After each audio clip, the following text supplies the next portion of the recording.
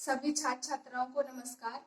आज हम लोग विकास प्रशासन के क्षेत्र यानी इसका हम लोग बारे में चर्चा करेंगे। तो विकास प्रशासन लोक प्रशासन का एक नवीन विस्तृत शाखा है।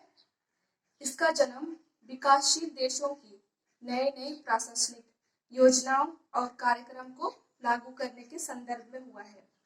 इसके क्षेत्र में लोक प्रशासन के वे सभी कार्य आते हैं जो नीतियों, योजनाओं और कार्यक्रम के निर्णय से संबंधित है। तो लोक प्रशासन के प्रसिद्ध विद्वान डीमोक का कथन है कि वर्तमान समय में लोक प्रशासन व्यवहारिक रूप से हमारे समस्त जीवन और कार्यों पर छा चुका है और यह हमारी सभ्यता का मूल आधार बन चुका है। तो संक्षेप में इसके कार्य क्षेत्र में समस्त गतिविधियां आती है जो सामाजिक, आर्थिक, राजनीतिक और औद्योगिक तथा प्रशासनिक विकास से संबंधित है। तो जिस प्रकार विकास के क्षेत्र को हम लोग निर्धारित नहीं कर सकते हैं, उसी प्रकार विकास प्रशासन के जितने भी क्षेत्र है, स्कोप है, इसको हम लोग निर्धारित नहीं कर सकते हैं। तो इसके क्षेत्र का अध्ययन हम लोग निम्नलिखित शीर्षकों के अंतर्गत कर सकते हैं। इसमें पहला पॉइंट है पोस्ट कोर्ब सिद्धांत। पहला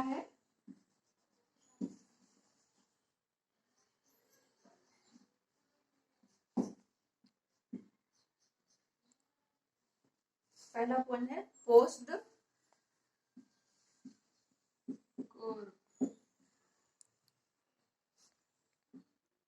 पोस्ट कोर्ब सिद्धांत, जिसको इंग्लिश में होता है POSD पोस्ट CORB पोस्ट कोर्ब। ठीक है, तो ये जो पोस्ट कोर्ब है ये लूथर बुरिक द्वारा दिया गया था।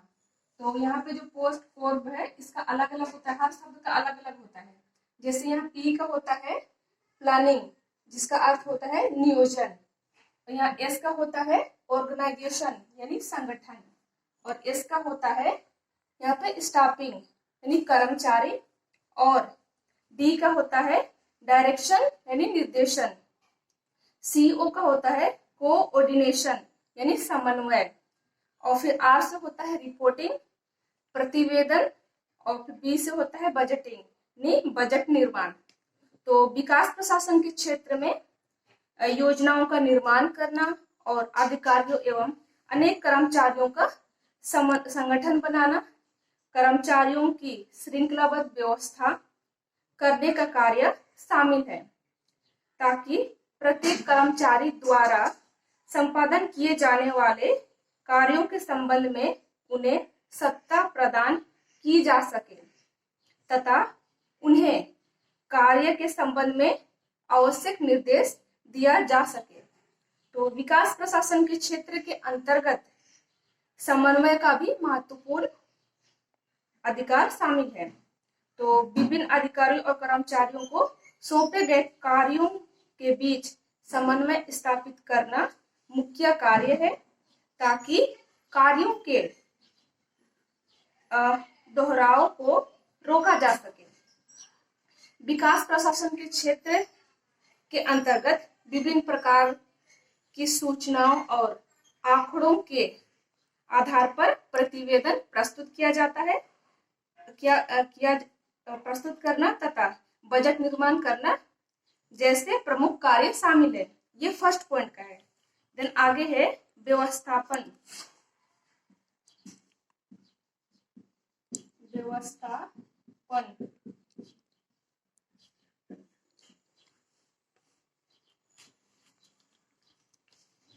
आज के वर्तमान समय में सरकार और संसद के पास कार्यों का बोझ इतना ज्यादा बढ़ गया है, लेकिन समय उनके पास कम है। तो क्या समस्या होती है कि जितने भी मामला है तो व्यवस्थापन के कार्यों का उत्तरदायित्व विकास प्रशासन से जुड़े अधिकारियों के पास आ जाता है। इस वजह से तो विकास प्रशासन का संबंध उस व्यवस्थापन से है जो विकास कार्यों के संचालन हेतु किया गया है। प्रदत्त विधायन की प्रथा ने विकास प्रशासन के क्षेत्र में व्यवस्थापन को भी सम्मिलित कर लिया है। नेक्स्ट पॉइंट है लोक सेवकों के लिए शिक्षण और प्रशिक्षण। पॉइंट है लोक सेवकों के लिए शिक्षण और प्रशिक्षण।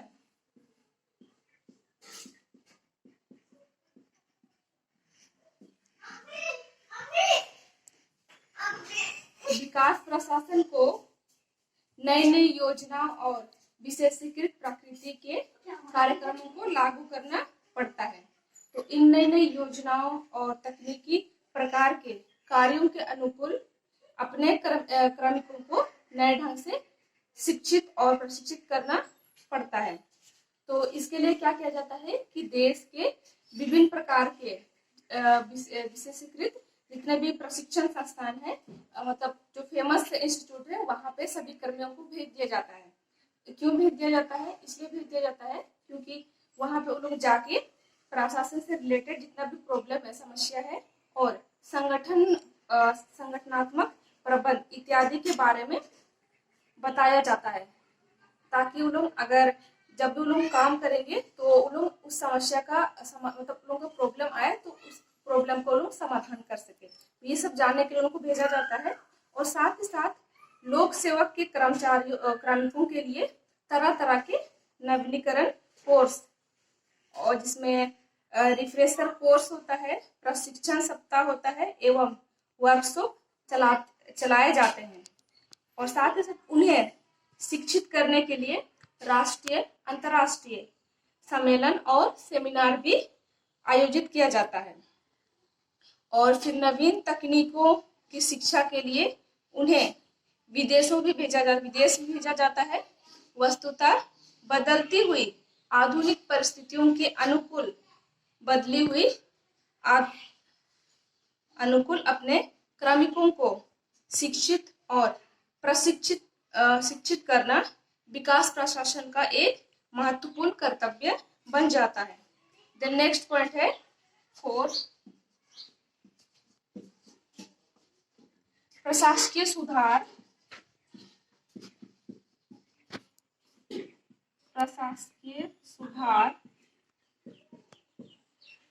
एवं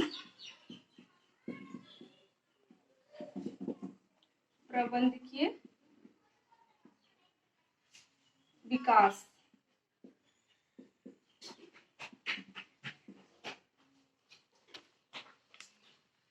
तो विकास प्रशासन के क्षेत्र में प्रशासनिक सुधार और प्रबंधकीय विकास दोनों ही बहुत इंपॉर्टेंट होते हैं। और प्रशासन के संगठनों में हमेशा सुधार की आवश्यकता पड़ती है। तो प्रशासकीय सुधार का मुख्य उद्देश्य ही होता है कि जटिल कार्यों को एवं प्रविधियों को सरलता बनाना तथा ऐसे विधियों का निर्माण करना जिससे कम से कम समय में श्रम और फिर धन दोनों का बचत किया जा सके, और साथ ही साथ अधिकतम उत्पादक परिणाम प्राप्त किया जा सके। इस हेतु क्या किया जाता है कि समय समय पर विभिन्न आयोग और फिर समितियों का गठन किया जाता है तथा विभाग के प्रशासनिक सुधार के बारे में इनके प्रतिवेदन यानी रिपोर्ट मांगे जाते हैं। और इन प्रतिवेदनों में सुझाव किए गए मुद्दों पर विचार करके उन्हें लागू कराना भी विकास प्रशासन का एक प्रमुख कार्य होता है। तो विकास प्रशासन में औद्योगिक प्रबंधन का भी महत्वपूर्ण विकास है। तो नए तकनीकों और प्रक्रियात्मक विकास पर अत्यधिक ध्यान विकास प्रशासन का कर्तव्य बन जाता है। देन लास्ट पॉइंट है आधुनिक प्रबंधकीय तकनीकों का प्रयोग।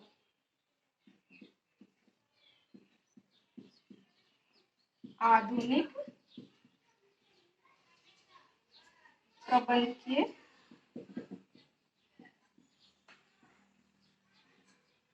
तकनीकों का प्रयोग।